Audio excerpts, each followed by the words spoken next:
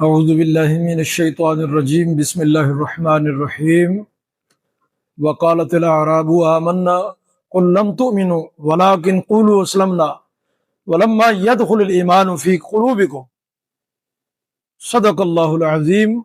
اللہ تبارک و تعالی یہاں واضح فرما رہے ہیں، یہ وہ ایک واقعہ ذکر کیا گیا ہے قرآن کریم میں کہ جب نبی علیہ الصلوۃ والسلام کے پاس کچھ لوگ دیہات کے رہنے والے آئے تو انہوں نے عرض کیا، اللہ کے رسول ہم مومن ہیں۔ تو قرآن نے جو ہے ان کو وہاں روک دیا کہ آپ مومن نہیں ہیں، بلکہ ولیکن قولوا اسلمنا، آپ یوں کہیں کہ ہم نے اسلام کو مانا ہے، یہ بھی کوئی مذہب ہے۔ ولما يدخل الایمان فی قلوبکم، ایمان تو دلوں میں گیا ہی نہیں، تو جب ایمان دلوں میں ابھی تک گیا نہیں تو تم نے پھر دعویٰ ایمان کیسے کر دیا؟ آپ صرف مسلمان ہیں، مومن نہیں ہے۔ مومن نے اور مسلمان میں فرق ہے۔ مومن ایمان کی کما قوت سے ہوتا ہے، مسلمان صرف کلمہ پڑھ لینے سے ہو جاتا ہے۔ تو مومن عمل کرنے کے بعد یعنی عملی مشقیں کی جاتی ہیں کہ اس کے اوپر آ جائیں۔ دیکھیں آج دنیا کے اندر ایمان ہر زمانے میں ہر دور میں نایاب رہا ہے۔ اس کو حاصل کرنے کے لیے قوتیں خرچ کرنی پڑتی ہیں، جان کی، مال کی، وقت کی، لیکن آج حقائق سے ہم بہت دور ہیں۔ پہلی چیز یہ ہے کہ آپ دیکھیں کہ فرعون سے کتنی نفرت ہے، ہر آدمی کو نفرت ہے، کافر کو بھی نفرت ہے، مسلمان کو بھی نفرت ہے، لیکن فرعونیت سے نفرت کوئی نہیں ہے۔ جو قوم فرعون کرتا تھا وہ کام آج بھی ہو رہے ہیں اور اس سے بھی بڑھ کر ہو رہے ہیں۔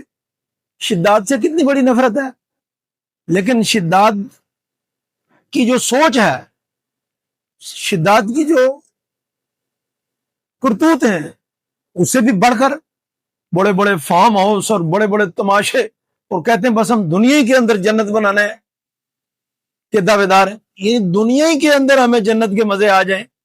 تو اس کے لیے ایک طبقہ متحرک ہے، بس دن رات یہی فکر ہے کس طریقے سے دنیا جنت بن جائے، جبکہ یہ بن سکتی نہیں ہے۔ یہ تو دنیا مزرعۃ الآخرہ، یہ تو آخرت کی کھیتی ہے۔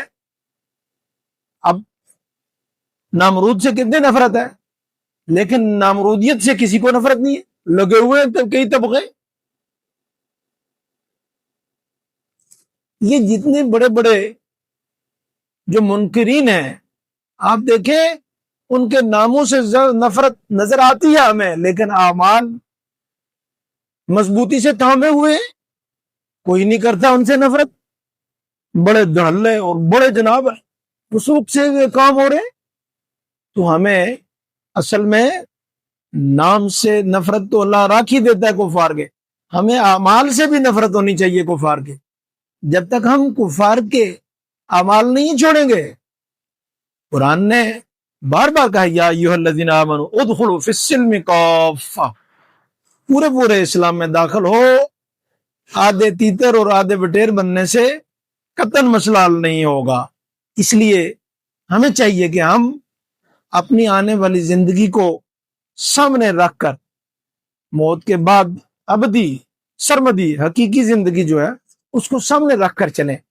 ہاں، اپنی موت کو سامنے رکھ کر چلیں، اپنی کتاب کی روشنی میں چلیں، اور خاص طور پر آپ علیہ الصلوۃ والسلام نے جو ہمیں تعلیم دی ہے اس تعلیم کے مطابق ہم اپنی زندگیاں سیرت کے مطابق بنائیں۔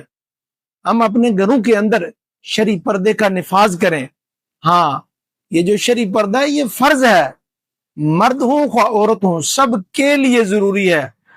مرد کو غیر محرموں سے پردہ فرض کیا گیا ہے، اور عورتوں کو غیر محرموں مرد جو ان سے پردہ فرض، لہذا ہم اپنے فریضے پہ دھیان دیں۔ ہم یہ سوچیں کہ ہم اللہ کے سامنے ہماری کیا حیثیت ہے، اگر ابھی موت آ جائے تو کیا ہم موت کے لیے کما حق تیار ہیں؟ کیا ہم موت کے اوپر ایمان کی حالت میں جائیں گے یا بغیر ایمان کی حالت میں چلے جائیں گے؟ اللہ تعالی ہماری حفاظت فرمائے۔ اللہ تعالی ہم سب کو ایمان کی چاشنی، اس کی لذتیں نصیب فرمائے۔ اور کفر و منافقت اور بے دینی اور الحاد سے اللہ تعالی ہم سب کی پوری امت کی حفاظت فرمائے۔